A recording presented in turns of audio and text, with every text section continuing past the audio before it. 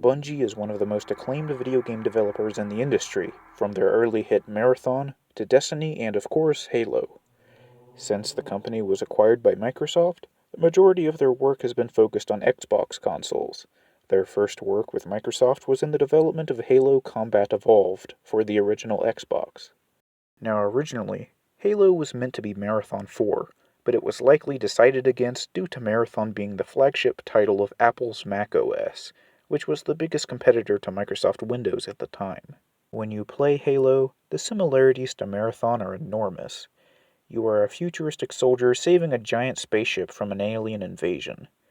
You wear green armor with a visor, you are aided and troubled by two different AIs, the heads-up display is the same, the ships have a bunch of caution stripes all over them, etc., etc., etc.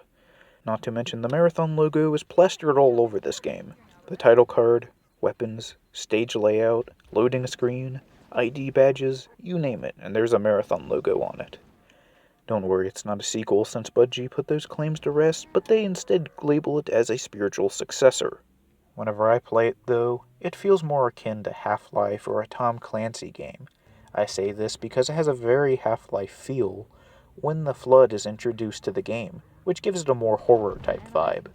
And I say Tom Clancy games like Rainbow Six or Ghost Recon because the earlier levels just feel so empty. Not the first one in the invaded ship, but like the one in the mountains. Yeah, that level was pretty boring and was real easy to get lost in. The Silent Cartographer level also gave me this feeling, but at least it was nice to look at.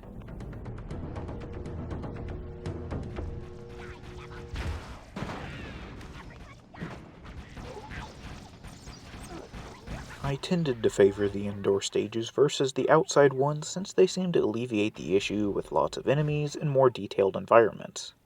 I must say though, the rest of this game is a pretty solid package, the weapon system is solid, the sound effects are great, the voice actors are skilled, and the music...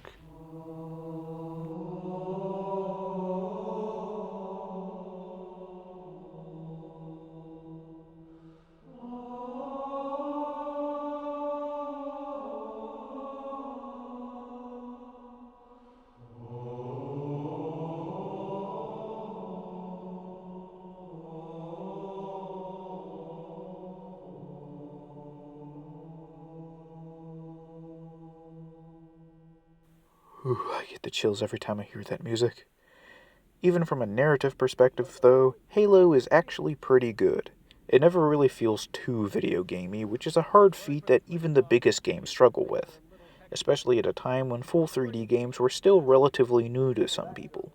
Halo is by no means perfect, but it got a lot of things right. I give it an 8 out of 10.